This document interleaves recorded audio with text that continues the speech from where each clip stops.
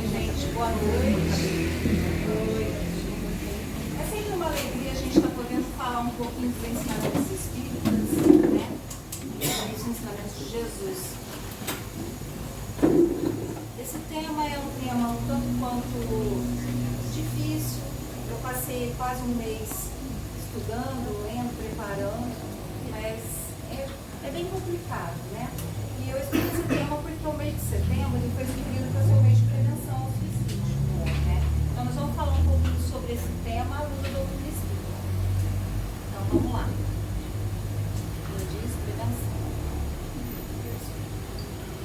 Olhem só que número assustador. Hoje em dia no mundo a gente tem cerca de 800 mil suicídios por ano. Tá? É um número muito alto. Por isso que inclusive se instituiu esse mês de prevenção, por isso que se fala tanto a respeito desse assunto, né? O número é muito alto.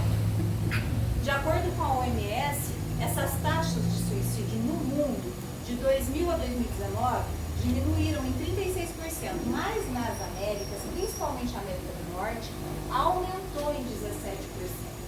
Tá? Um dado também muito preocupante. Na faixa dos 15 aos 29 anos, o suicídio é o quarto motivo de morte.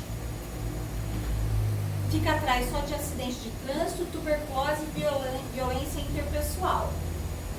E esse número também ele volta a crescer depois dos 70 anos. Muitos idosos também acabam optando pelo suicídio, tá? No mundo, o suicídio mata mais do que HIV, malária, câncer de mama, guerras e homicídios. Esse é um dado bem interessante também. A gente às vezes pode não observar, mas a maior parte de quem se suicida são homens. É mais ou menos de 20 para 80, até 30 para 60 e pouco. Então, mais ou menos 2/3 da humanidade, do pessoal que se suicida é homem, tá? E a maior parte dos que se suicidam é por enforcamento, 60% das pessoas. Olha que número. No Brasil acontecem cerca de 38 suicídios por dia. É 1 a cada 40 minutos. Tá? E Lesoto é o país no mundo hoje que tem o maior número de suicídios. Lesoto é um paísinho pequenininho da África. É um país extremamente pobre, agrário. E a população tem uma pobreza extrema, praticamente não tem sistema de saúde. E o índice de contaminação por HIV é altíssimo. O número de suicídio deles é muito alto. E esse dado também é uma coisa que, se a gente pensar, dá medo. Se o número de suicídio já é muito alto, a gente tem que entender que para cada um que consegue se matar, a gente tem 20 tentando. Então esse número é muito grande, por isso a gente tem que realmente falar sobre esse assunto, tá? E a gente observa, quem já passou principalmente dos 30, dos 40, dos 50, a gente percebe que algumas coisas na humanidade vieram mudando nesses últimos anos. Uma das coisas foi o diálogo, que foi acabando, infelizmente, né? Antigamente, a gente tinha muitas pessoas conversando em casa, o pessoal se reunia para bater papo, sentava na varanda para conversar, sentava na rua para bater papo, a molecada na rua, né? As vozinhas, as vizinhas se reuniam para conversar. Hoje em dia, a maior parte das pessoas se isolam. Muitas vezes a gente está numa mesma sala, numa mesma festa, e muitos estão no seu celular. Né? Dificilmente a gente ainda tem essa delicadeza, essa percepção do olho no olho, de perceber se o outro está bem ou não tem. A gente às vezes não tem essa sensibilidade. Às vezes a gente está mais conectado com alguém que está do outro lado do planeta, com uma coisa que às vezes não tem nada a ver com a gente, do que a pessoa que está dentro da nossa casa. A gente às vezes não tem essa percepção, né? Tanto que nunca se precisou tanto de psicólogo como hoje em dia. Porque as pessoas precisam falar e muitas vezes a gente não tem pessoas querendo ouvir. E quando a gente se pode ver, quando a gente junta em rodinhas para conversar, todo mundo quer falar. Quase ninguém quer ouvir, né? Outra coisa que a gente percebe muito também é que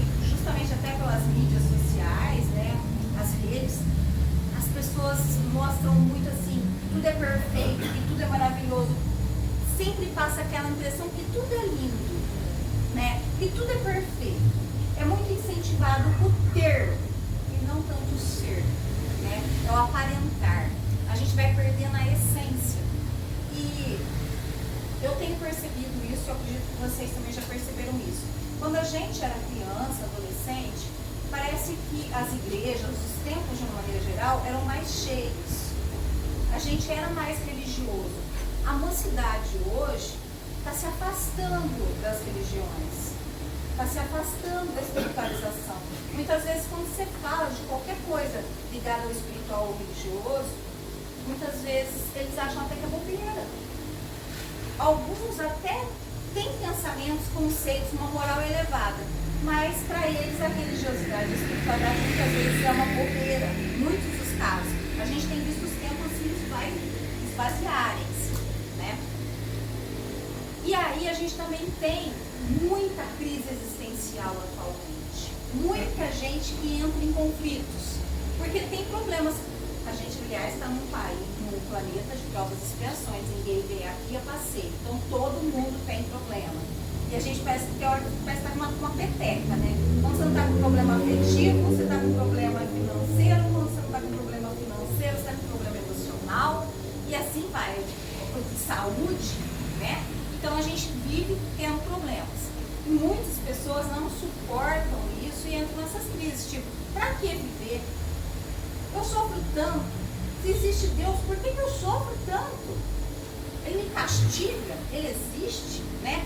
E surgem tantos conflitos. Por que eu não sou feliz? A gente, como eu falei, a gente olha às vezes na mídia, parece que todo mundo é feliz. Parece que a vida de todo mundo é perfeita. E se você está numa crise existencial, você afunda mais ainda. Porque, tipo, por que todo mundo é feliz e eu não? Né? E algumas dessas causas do suicídio justamente estão na depressão, na esquizofrenia. A gente falando do lado espiritual, geralmente quando a gente baixa a nossa vibração, né, quando a gente começa a pensar coisas ruins, vibrar coisas ruins, a gente pode entrar num quadro de obsessão espiritual também. Problemas amorosos ou familiares, muitas vezes são motivo para suicídios, perda de entes queridos. Algumas pessoas até que perdem entes queridos se suicidam achando que vão reencontrar com essas pessoas através do suicídio. Pessoas com desemprego, pessoas que fazem uso de drogas, álcool e outros tipos de substâncias, né? Pessoas que passam por bullying, traumas emocionais, violências domésticas, algumas com diagnóstico de doenças, principalmente doenças mais graves, casos mais terminais, né? Às vezes a pessoa opta pela eutanásia, que é um tipo de suicídio. Síndrome de Burnout, que são pessoas que se dedicam tanto ao trabalho que ficam extremamente estressadas e entram nesses quadros de depressão, que não se quer mais sair de casa e às vezes chegam também ao suicídio. Esses são alguns motivos que a gente observa. Mas na raiz mesmo, geralmente, disso, está na falta de crença que existe uma vida além dessa vida. Que existem razões para a gente passar o que a gente passa, né? Que a gente deveria agir com fé e resignação, porque existe um Pai que toma conta de tudo, né? As coisas não são aleatórias. Então, isso são alguns dos motivos também que a gente observa que acaba desembocando no suicídio. Porque uma pessoa que realmente tem fé, ou que acredita numa vida futura, ou que acredita num Deus, dificilmente, não estou dizendo que não aconteça, mas dificilmente ele chega ao suicídio, né? Lembrando ainda que geralmente o suicida está passando por um sofrimento tão grande interno que ele na verdade ele não quer se matar, ele quer acabar com a dor que ele sente. E ele não vê outra opção a não ser tirar a própria vida. Por quê? Porque a maior parte dessas pessoas também tem esse pensamento nihilista. O que é o pensamento nihilista? É achar que não existe nada depois da morte. Então, nada. Então, o que eles acham? Eu me mato, eu caio no nada, acabou o sofrimento. Não tem mais nada, acabou ali. Então, muitos se matam justamente para cair nesse nada, para deixar de sofrer, né? E como que o Espiritismo, então, pode ajudar nesse quadro? Bom, Jesus já dizia: conhecereis a verdade e a verdade vos libertará. A doutrina espírita, ela tem os 5 livros básicos, e nesses livros básicos a gente tem vários lugares que se fala sobre a vida após a morte e inclusive sobre suicídios. Principalmente no livro Céu e Inferno, existe um capítulo que fala sobre os suicidas. Para quem não sabe, o livro O Céu e o Inferno fala sobre, na verdade, são psicografias de espíritos que estiveram encarnados entre nós. Eles contam um pouco como que era a vida deles aqui e depois como eles chegaram na espiritualidade, como eles estão na espiritualidade. Então a gente tem relatos desde espíritos que eram muito bons e que foram para lugares felizes e espíritos que eram difíceis, complicados e tal, que estão em lugares de sofrimento. E existe um capítulo específico só para suicidas. Quem tiver curiosidade de ler, é muito interessante. E além desse livro da obra básica, a gente tem inúmeros livros também espíritas que falam sobre esse assunto.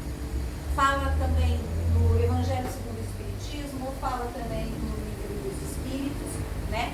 E a gente sempre que está numa reunião mediúnica, a gente muitas vezes se depara também com casos de suicidas. E não é fácil um suicida no plano espiritual, né?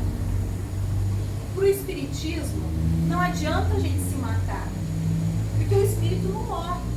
O máximo que a gente consegue matar é o corpo. A alma sobrevive, né?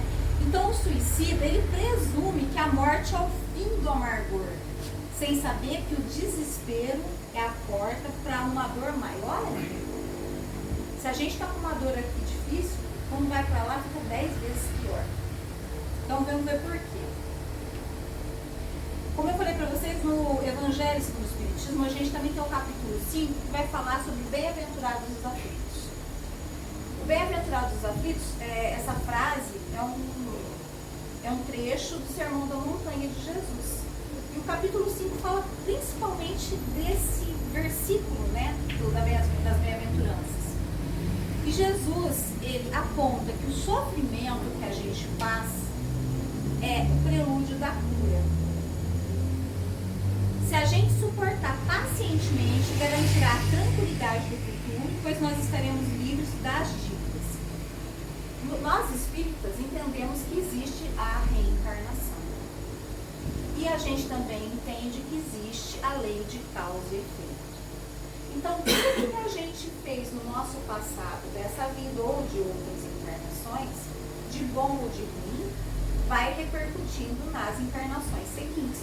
Então, se a nossa vida hoje é maravilhosa, senão que a gente fez alguma coisa de bom lá atrás.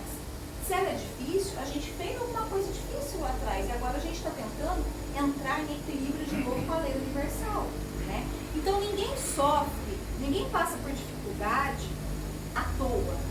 Deus não está castigando, a gente está sobre essa lei. E quando a gente está passando por essa dificuldade, a gente está tendo uma oportunidade de se melhorar e de se colocar em equilíbrio. A gente não deveria ver a dor como um castigo, mas como uma espécie de acerto, de equilíbrio de novo das energias, né, de aprendizado. Porque se a gente não passar muitas vezes pelo sofrimento, pela dificuldade ou pela dor, a gente se acomodaria e não mudaria nada, não melhoraria nada. Pensem, se a nossa vida fosse sempre um mar de rosas, como se diz, quem quer estar no centro espírita nesse horário? Quem quer estar buscando alguma coisa para mudar? Quem quer estar incomodado com alguma coisa? E está tudo lindo, perfeito. A gente só vai atrás dessas mudanças porque existe alguma coisa incomodando a nossa vida. Mas tem pessoas que sentem essa dor num grau altíssimo e não aguentam, chegando ao suicídio. Mas já dizia o Chico, ó, você nasceu no lar que precisava nascer. Veste o corpo físico que merece. Mora onde melhor Deus te proporcionou, de acordo com o teu adiantamento. Você possui os recursos financeiros coerentes com as tuas necessidades, nem mais nem menos, mas o justo para as tuas lutas terrenas. Seu ambiente de trabalho é o que você elegeu espontaneamente para a tua realização. Seus parentes e amigos são as almas que você mesmo atraiu com a tua própria afinidade. Portanto, teu destino está constantemente sob o teu controle. Então, a gente trouxe tudo isso de acordo com o que a gente precisa e merece. Mas, ó, o tempo todo a gente ainda tem livre-arbítrio funcionando. Porque, ó, você escolhe, recolhe, elege, atrai, busca, expulsa, modifica tudo aquilo que te rodeia a existência. Teus pensamentos e vontades são as chaves dos teus atos e atitudes. São as fontes de atração e repulsão na jornada da tua vivência. Não reclame, nem se faça de vítima. Antes de tudo, analise e observa. A mudança está em tuas mãos. Reprograma a tua meta, busca o bem e você viverá melhor. Embora ninguém possa voltar atrás e fazer um novo começo, qualquer um pode começar agora e fazer um novo fim. Então, apesar de a gente ter dificuldades, a gente sempre pode mudar a nossa realidade. Se a gente quiser, se a gente se esforçar. Porque Deus sempre está dando novas oportunidades, né? A cada dia, uma nova oportunidade. Segundo ainda o Livro dos Espíritos, o suicídio é um crime aos olhos de Deus. Deus deu a vida, só Ele poderia tirar, quando terminasse esse prazo. Lembrando ainda também que quando a gente fala de reencarnar, de estar aqui hoje, segundo os Espíritos, existe uma disputa, vamos dizer assim, de 6 a 7 espíritos, cada vez que um vai reencarnar, fica lá se acotovelando, não sou eu, não vou eu, não, me deixa aí, porque a gente quer reencarnar, porque a gente quer melhorar. A gente implora, as pessoas, às vezes, os adolescentes costumam falar assim, eu não pedi para nascer. Muito mentira, implorou, estava desesperado para vir para cá para poder melhorar e evoluir, porque estava em sofrimento. Mas chegar aqui, quer debandar. Né? Então, quando a gente está aqui, a gente tem que tentar aproveitar da melhor maneira possível. Segundo os espíritos, mesmo a pessoa que tem maior sofrimento aqui na Terra, ainda tem alguém do lado de lá que você deixar no lugar dela, só por fato de estar aqui. Né? E a gente às vezes joga isso fora e não obedece com resignação à vontade do Criador. Mas vamos lá. Segundo a ótica espírita, o que acontece quando alguém se suicida? Primeira coisa, decepção e culpa. Porque pensem, lembra que eu falei para vocês, pensamento nihilista, a pessoa achou que se mataria, morreria, acabou tudo. Mas não acontece isso. A pessoa atenta contra a própria vida e cai do lado, viva, acordada, olha para o corpo morto, quer voltar para o corpo porque acha que não deu certo, fica em desespero, precisa querendo ajuda, procurando alguém para socorrer, querendo um hospital e não tem o que fazer, não dá para voltar mais para o corpo, entra em desespero. É uma grande decepção para o espírito quando ele chega na situação. E ele se sente culpado por causa de ter chegado a esse ponto, porque não dá mais para voltar atrás. Alguns chegam a ficar meio que loucos nesse estado, de tanta perturbação. Bom, depois disso, a gente entende que morte é diferente de desencarne. E uma pessoa só consegue matar o corpo, ela não consegue fazer o desencarne. Qual a diferença? Quando a gente morre, falando de morte, estamos falando a morte do físico, biológico, do corpo. O desencarne acontece quando o espírito se desprende do corpo, totalmente. Numa morte natural, numa morte por acidente, numa morte por doença, por velhice, isso vai se rompendo lentamente e acontece a morte do corpo e dali algumas horas, geralmente minutos, acontece também esse desprendimento do espírito, do desencarne. No suicídio, olha só que tristeza. Quando a gente reencarna, a gente recebe um projeto reencarnatório e recebe uma dose de energia vital para a gente permanecer na nossa vida aqui durante um período que seria o adequado para a gente cumprir a nossa missão. Então vamos dizer, por exemplo, que eu recebi uma dose de energia vital para ficar aqui 60 anos. Mas lá nos 40, nos 50, eu desisti, não estava suportando, e eu me mato. Eu teria que ficar mais 10 anos, mais 20 anos no corpo. Eu mato o corpo, mas o meu espírito continua ligado ao meu corpo, sentindo tudo que o meu corpo está sentindo. Porque ainda existe energia vital ligando o corpo ao espírito. Segundo São Luís, o tempo que estava faltando para desencarnar, é mais ou menos o tempo que você fica vinculado ainda ao corpo. Então, vocês imaginam o sofrimento, né? Eu acho que até coloquei depois aqui, um dos livros que mais fala sobre esse tipo de situação é o Memórias de um Suicídio, tá? Outra coisa que acontece, eles podem também, na hora que desencarnam, sofrer ação de espíritos não tentadores. Por quê? Porque a gente desencarna cheio de energia vital ainda, que não era para ter morrido. E existem alguns espíritos que são tão apegados a essa energia vital que vão lá e ficam drenando essa energia. E o espírito desencarnante vai ficando cada vez mais fraco, sem conseguir reagir. Aí depois de um tempo de desencarnado, depois de passar por tudo isso, eles geralmente são levados para um lugar, no umbral, que se convencionou chamar de Vale dos Suicidas. É um lugar onde todos os suicidas ficam mais ou menos próximos, porque é um lugar onde a espiritualidade toma conta deles ali, vigia, até que eles consigam ser socorridos. Porque, gente, quando a gente fala que tem espírito no umbral, de novo, não é castigo de Deus estar nenhum espírito no umbral, nem no Vale dos Suicidas. A gente só vai para isso daí por causa da nossa sintonia vibratória, por causa daquilo que a gente pensa, daquilo que a gente vibra. Sempre tem espíritos prontos a resgatar esses espíritos que desencarnam onde eles estiverem. Mas enquanto você não está pronto para pedir ajuda, quando você não está pronto, que você precisa de alguma coisa, você já está recebendo essa ajuda, não consegue tocar a gente, não consegue socorrer a gente, mesmo que eles estejam do nosso lado, porque a gente nem enxerga eles, né? Então, o que acontece? No Vale dos Suicidas, eles ficam muitas vezes revendo inúmeras vezes a cena do próprio suicídio. Por isso que muitas vezes eles ficam num estado meio de louco, tá? É que nem a gente, quando acontece uma coisa pra gente que é traumática, ou que a gente precisa resolver, que fica o tempo todo passando na nossa cabeça. O suicida também, ele fica tentando rever aquela cena, para tentar entender o que aconteceu, porque para ele era para ter acabado tudo e não acabou, né? Até que lá nesse Vale dos Suicidas chega um ponto em que essa energia vital se desprendeu praticamente toda, que ele começa a ter um pouco de lucidez e lembra de Jesus, lembra de pedir ajuda. Ou alguém está orando para ele e faz com que ele tenha essa lucidez, escute esse chamado e peça ajuda. E aí a espiritualidade vai lá, abraça ele e socorre.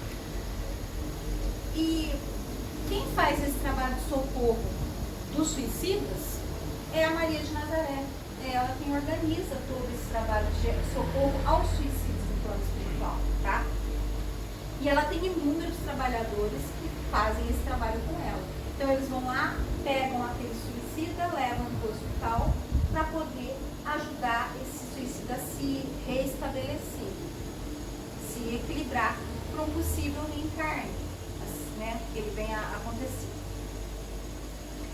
E para aquelas pessoas que às vezes se suicidam na expectativa de que vão encontrar com um ente querido que já partiu, não funciona. Porque, de novo, está derrubando as leis de Deus. Ele pode se suicidar, mas ele não vai encontrar com aquele ente querido que ele quer. Tá? Não funciona assim. Como eu disse, esse livro ele fala muito sobre as situações, né? Em particular do Camilo Castelo Branco, que era um suicida, um escritor português, e ele se suicida, e a Ivone Pereira então escreve qual foi a experiência dele depois do suicídio. Mas nós devemos orar pelo suicida, gente? Sim ou não? Sim. Devemos orar pelos desencarnados? Sim. Devemos orar pelos encarnados? Sim. Sempre, né? Mas a gente tem que orar sempre uns pelos outros, é claro. E também pelos desencarnados, encarnados e desencarnados, em especial pelos suicidas. Porque, segundo a espiritualidade, o espírito que mais sofre na espiritualidade é o suicida. Por tudo isso que eu falei para vocês que eles fazem. Tá? Então, eu vou contar uma história para vocês. Você já conhece a história do suicida do trem? É uma história Divaldo Pereira Franco conta. Ele diz que ele criou o hábito ao longo dos anos de todas as noites antes de dormir, ir numa janela do quarto e ficar olhando para as estrelas, para uma estrela inclusive em particular, para ficar orando por todo mundo que ele conhece, que está passando por alguma dificuldade, né? Para os espíritos que ele atende, encarnados e desencarnados.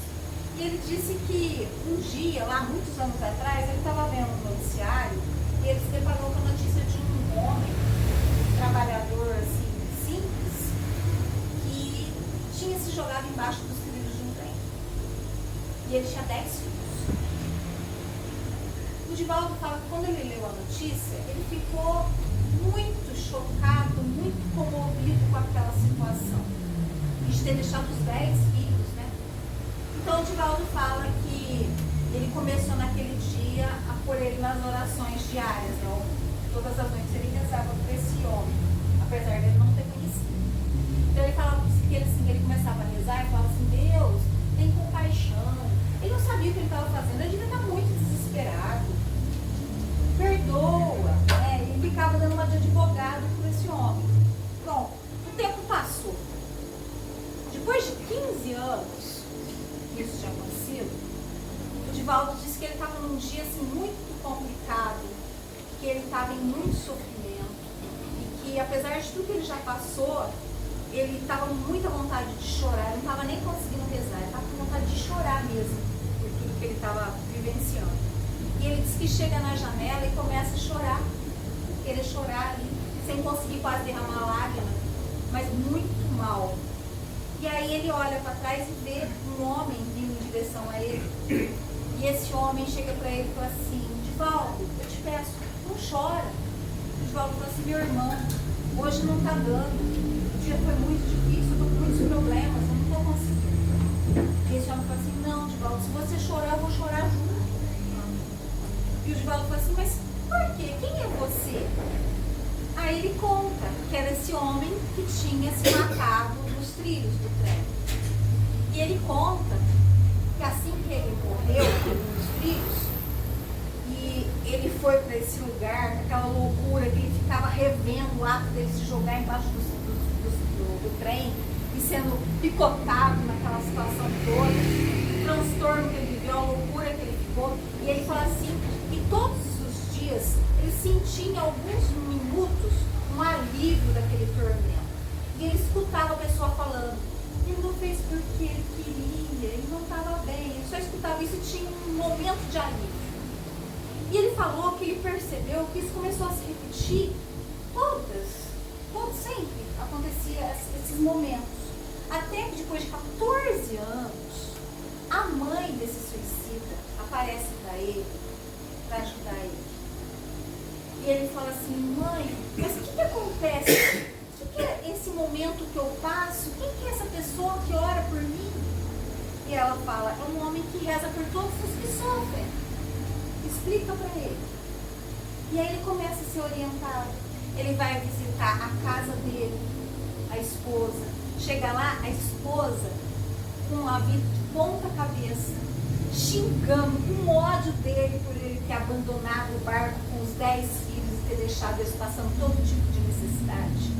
Ele vai atrás do filho, o filho virou um criminoso, está preso. Uma filha perdida, a outra prostituída. E ele começa a ver tudo o que o suicídio dele acabou desencadeando, até na própria família. E ele conta para o Divaldo, ele fala, Divaldo, só você conseguiu me compreender. Só você foi capaz de orar por mim, por tudo que eu fiz. Só você. Se você chorar hoje, eu vou chorar com você e muitos vão chorar com você. Todos esses para quem você ora. Você precisa se manter forte. E ele pega e abraça o Divaldo e começa a chorar no ombro do Divaldo. E o Divaldo fala assim para ele, meu irmão, por que você está sofrendo, chorando? Você se comoveu com o meu sofrimento? Ele falou assim, não, Divaldo, porque você é a primeira pessoa que eu consigo consolar. Eu estou aprendendo, Divaldo. Então, aquilo que de repente para nós ali é 1 minuto, 2 minutos, que você está direcionando uma energia, um pensamento, pode fazer um socorro tremendo. Né? Então a gente tem que entender um suicida precisa muito para ele poder sair do estado de loucura que ele entra. E a gente lembra ainda o seguinte, às vezes a gente não se atenta para isso, mas existem dois tipos de suicídio. O suicídio direto, em que a pessoa realmente tem a intenção de se matar, seja se enforcando, dando um tiro, tomando veneno, seja o jeito que inventar lá de fazer. Ou o indireto, que não, a pessoa na verdade não tem a intenção de se matar, mas faz coisas que prejudicam a própria saúde, que vão acabando com suas energias e com o seu corpo físico. Então, seja o álcool, droga, tantas outras coisas, mas não só isso. O muito comer ou não comer, que são extremos que também matam, por exemplo. A irritação. A irritação causa distúrbios circulatórios, entupimento de veias. Os alucinógenos, que são uma fuga, né, para você entrar numa euforia ilusória, eles também vão destruindo toda a nossa parte mental, cerebral. A gente tem a hipocondria, que é a pessoa que fica pensando, oh, eu tô doente, eu sempre tá achando que tá doente. Ela tanto vibra a doença, que ela gera doença no corpo físico. Os maledicentes, que se envenenam com o mal que mandam para os outros. Porque o maledicência, ele fala mal dos outros, né? Deseja o mal para os outros. Só que quando a gente deseja o mal para os outros, o primeiro a se envolver no mal somos nós. E isso vai corroendo a nossa saúde física também.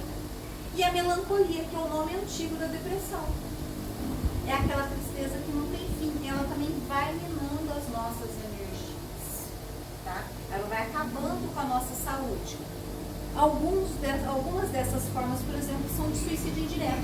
E por incrível que pareça, muitas vezes a gente acha que tem mais suicídio indireto do que direto. Porque às vezes a gente está se matando e não está se dando conta que está se matando. Nem percebe. Uma pessoa que abusa, por exemplo, desses esportes radicais, é um tipo de suicídio também indireto. Você não quer se matar, mas está tão assim, colocando a vida em risco por tão pouco, que também é um tipo de suicídio. Então a gente tem que se atentar também para esses tipos de fenômeno, né? Que é o suicídio indireto. Tem que ter consciência. Mas vamos contar então um pouquinho uma história sobre suicídio direto e suicídio indireto. Talvez muitos de vocês conheçam a história da Nair. A Nair era a irmã mais velha do Divaldo. Quando o Divaldo tinha 12, 13 anos, ela já era casada com um fazendeiro muito rico. E num determinado dia lá, ela descobre que o marido estava traindo ela. Ela fica muito brava, muito revoltada, briga com a moça, que era amiga dela, que estava saindo com o marido, chega em casa e toma cianureto com mercúrio e se mata. Bom, diz o Divaldo que mandaram um telegrama na época para a mãe dele, né, para avisar que ela tinha se matado. E a mãe, transtornada, vai conversar com o padre. Hoje em dia acho que não é bem assim não, mas a igreja católica na época, até alguns anos atrás, uma pessoa que se suicidava, por exemplo, não era nem enterrada no cemitério, que era Terra Santa. A pessoa era considerada assim, excluída da salvação, não teria salvação para o suicídio, tá? E quando ela vai conversar com o padre fala para ela, a alma da sua filha está perdida, não tem mais salvação, porque ela se matou. E a mãe do Divaldo, naquela simplicidade, mas uma grande sabedoria, ela fala para o padre, eu sou uma mãe imperfeita. E eu tenho pena da minha filha. Eu sei que ela só fez isso porque ela estava totalmente transtornada. Eu perdoo a minha filha. Como que Deus não perdoa ela? E diz o Divaldo que ela, a partir desse momento, ela não frequentou mais a igreja. E depois de um tempo eles começaram a ir para o doutrina espírita. Bom, o tempo foi passando. Quando o Divaldo tinha cerca de 18 anos, ele estava trabalhando numa seguradora, e ele trabalhou 2 ou 3 meses, e ele ajudava a manter os pais, né, a família, com o salário. E ele é mandado embora. E ele entra em desespero, porque ia ficar sem dinheiro, era no final da Segunda Guerra, na época. E ele, o que ele pensa? Começa a ouvir vozes, né? Se mata, vai ser rápido, acaba com isso. E ele, daquele jeito bem-humorado, ele fala que na época era moda pular de um prédio lá no Salvador, né? E ele fala que ele escreve, datilografa uma carta de despedida, e sobe do alto do prédio para pular. Tem um bilhetinho assim no bolso. Ele chega lá no alto e está se preparando, né?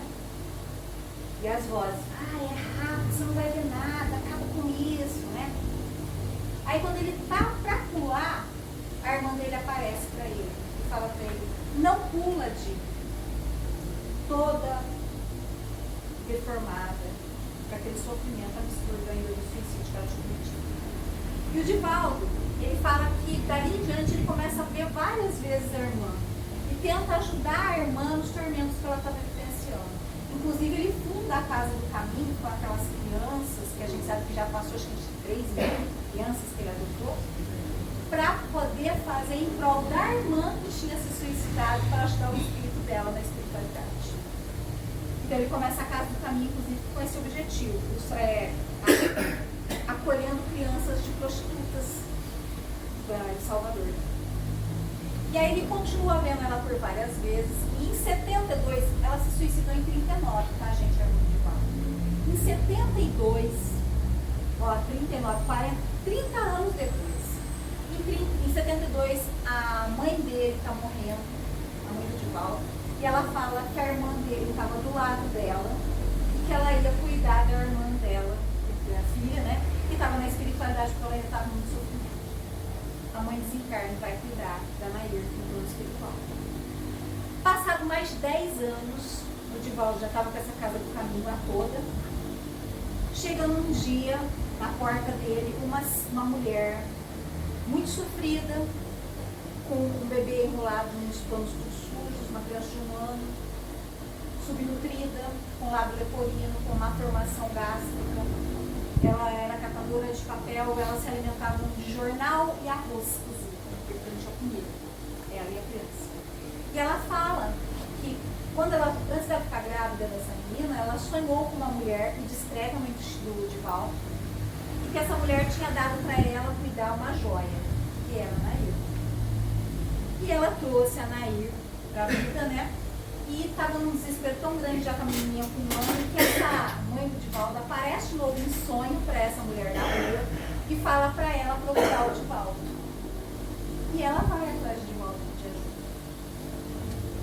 E aí ela conta para o Divaldo tudo o que acontece, descreve essa mulher, o Divaldo entende que é a mãe dele, entende que essa criança reencarnada, com essa má formação, é a irmã, e traz as duas para morar naquelas casinhas que tem de amparar as famílias na Casa do Caminho. E ali ele fica amparando as duas. E a menininha, essa menina que é encarnada, né, a Nair, ela vai estudar nas escolas que tem lá dentro mesmo, que é tipo uma cidade, né, a Casa do Caminho. E quando ela está com 5 anos, ele fala que ele está passando perto da escolinha, e a menininha corre atrás dele e fala assim, Di, Di! E a única que chamava ele de Di era essa irmã. Nair, chama ele. Di, ele diz que para e olha para ela e fala assim, eu sou a outra que voltou, né, Di? E ele pega, ele olha e entende, né? E fala assim, Aí ela fala assim, eu vou ficar muito tempo aqui? Ele fala assim, eu não sei.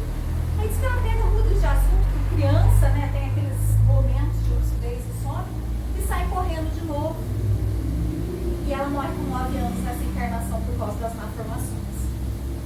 Importante frisar, quando um suicida se mata, a parte que ele lesionou para se matar é lesionada no perispírito. Então, se você der um tiro na cabeça, pode afetar a parte auditiva, a parte visual, a parte cerebral. E aí, quando você for renascer, você pode nascer com uma má formação nessa região. Você toma um veneno como a irmã do Divaldo, ela veio com uma má formação de lábio leporino, má formação digestiva por causa do veneno. E assim por diante, tá? Sempre vai ter uma consequência, uma lesão no corpo físico da próxima encarnação. E às vezes leva século para poder fazer esse reajuste até poder encarnar de novo num corpo perfeito, tá? Então vocês veem, dizem que não sei se ela está reencarnada, mas nisso, por exemplo, foram mais de 50 anos e ela ainda estava carregando essa malformação do suicídio, né? Então, essa é a história da Nair. Depois a gente tem a do André Luiz. O André Luiz é muito famoso, né, no meio espírita. Tem muitos livros e tal, mas quando ele estava aqui na Terra, ele foi um médico reencarnou, pelo que diz a história, com um câncer numa mesa de cirurgia tentando sobreviver. E quando ele vai para o plano espiritual, ele vai parar no umbral, em muito sofrimento, e ele escuta as pessoas falando, suicida, suicida. E ele fala assim, por que estão me chamando de suicida? Eu estava numa mesa de cirurgia lutando contra um câncer para sobreviver. E fica sem entender, ele passa 8 anos no umbral, gente, sofrendo. Até que ele é resgatado por causa da mãe dele, que era um espírito mais evoluído, e levado para o hospital para ser arrumada a parte gástrica dele, a parte toda abdominal. E aí um dia ele vai perguntar por que chamavam ele de suicida. Porque quando ele era jovem, ele abusou do álcool e foi promíscuo, teve sífilis, e a doença que ele teve de câncer foi devido ao sífilis. Então, como ele pegou essa doença por extrapolar, né, era um suicida indireto. Tá? Então a gente falou de um caso de suicídio direto e um de indireto. Então há esperança para a recuperação do suicida? Sim, sempre. Deus não desampara ninguém. Jesus já falava, das ovelhas que o Pai me confiou, nenhuma se perderá. Nenhuma se perderá. Só que, se você se suicida, você vai aumentar a dose de sofrimento, vai aumentar o tempo de recuperação, vai atrasar todo o processo, implicando em sofrimento para você e para as outras pessoas. Né? Então é isso que a gente tem que entender. Mas tem solução? Tem. Está perdido? Não está. Então a reencarnação é essa chave da gente poder se refazer e dar continuação à nossa evolução. E Deus é tão bom, tão perfeito, que quando a gente faz o planejamento reencarnatório, a gente também recebe o esquecimento. Porque já pensou se a gente não recebesse o esquecimento? A gente ia ficar no inferno aqui. Você vê as pessoas e sabe quem foi quem fez o que para quem, né? Se a gente lembrasse tudo, a gente ia viver muito absurdo. Bom, eu já terminei a história da Nair, né? E agora vamos lá. Sinais de suicídio.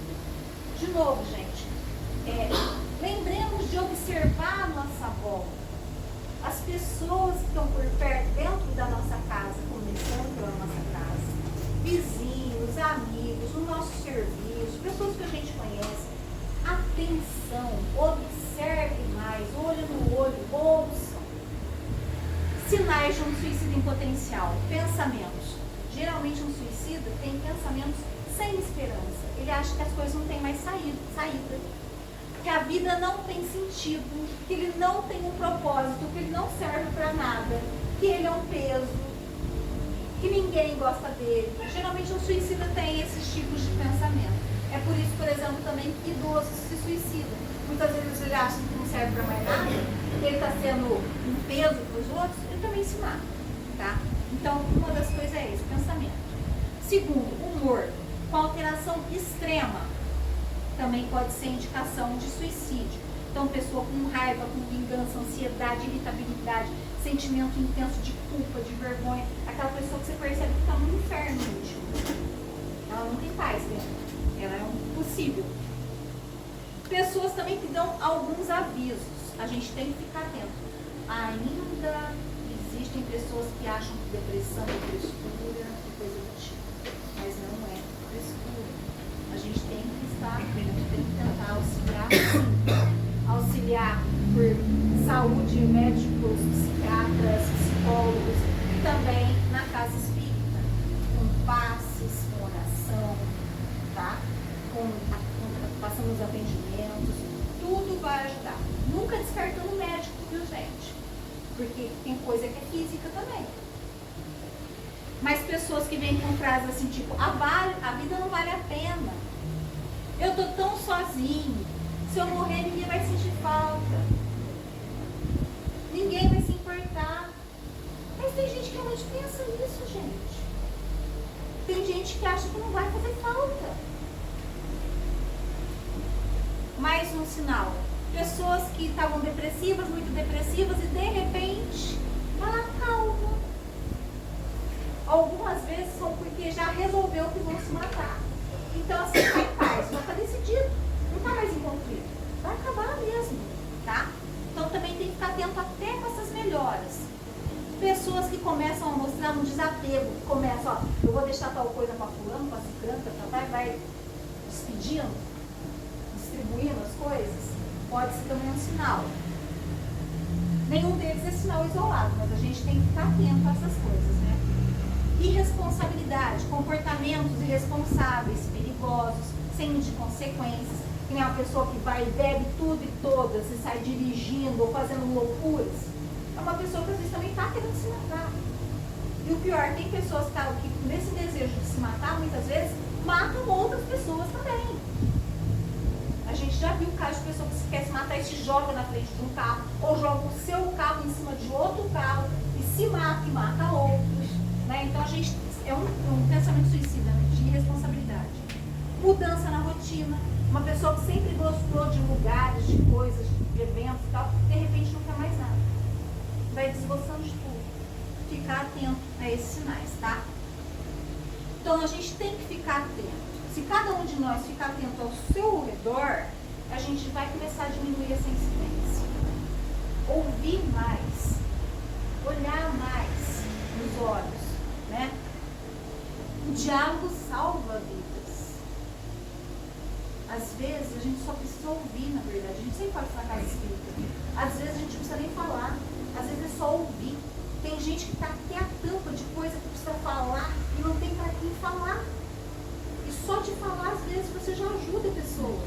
Então a gente precisa ouvir essas pessoas. Incentivar essas pessoas a pedirem ajuda. A pessoa tem que pedir ajuda. A gente tem que instigar isso. Ajuda psicológica, psiquiátrica, social, às vezes econômica também, tá? Às vezes as pessoas estão passando necessidades em casa. E também espiritual. O tratamento espiritual, os passos ajudam muito também, assim como o esclarecimento ao doutrina espírita. Porque uma pessoa que começa a entender todos esses processos que acontecem com o suicida, vai pensar duas vezes também antes de começar o suicídio, né?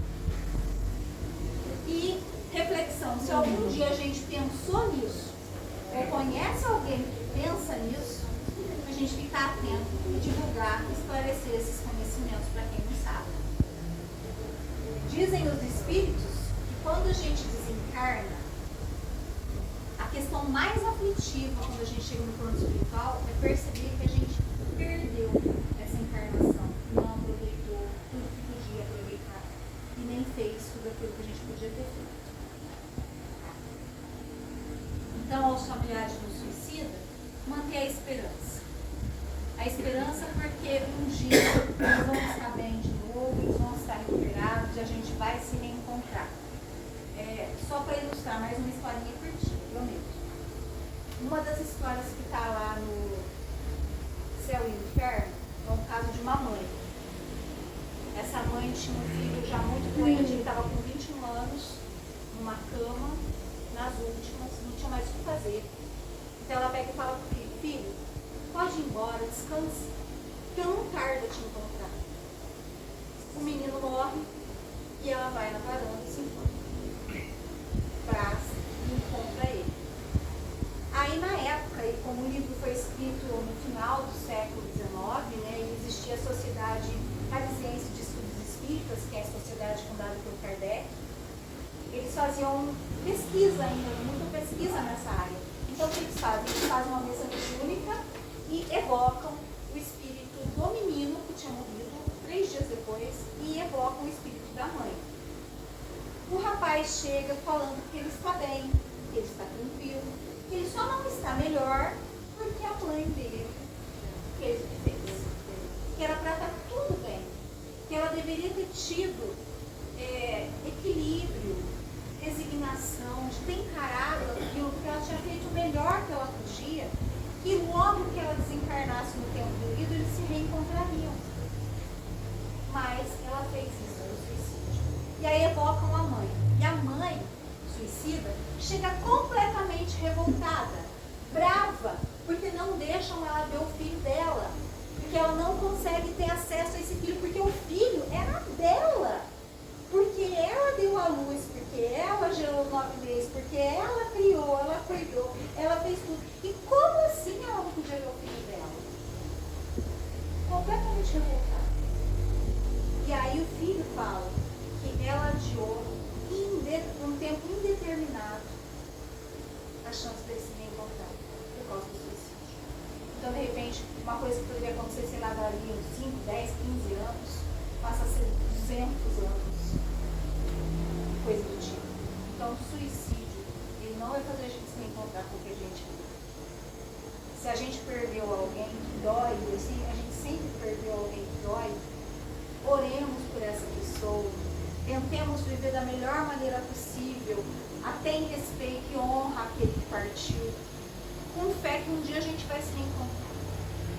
Porque os amores não acabam aqui. O amor, quando é verdadeiro, ele vai além de tudo, ele resiste ao tempo, ao espaço, ele é eterno. Então, a gente vai se reencontrar. Então, a gente tem que ter calma, tem que ter resignação, fé, e se manter em oração para que isso passe. E aí, eu coloquei a oração da serenidade para encerrar a palestra, tá? Porque eu acho que ela é o básico de todo mundo, precisa ter dentro de si, né? Principalmente nesses momentos de conflito, de crise.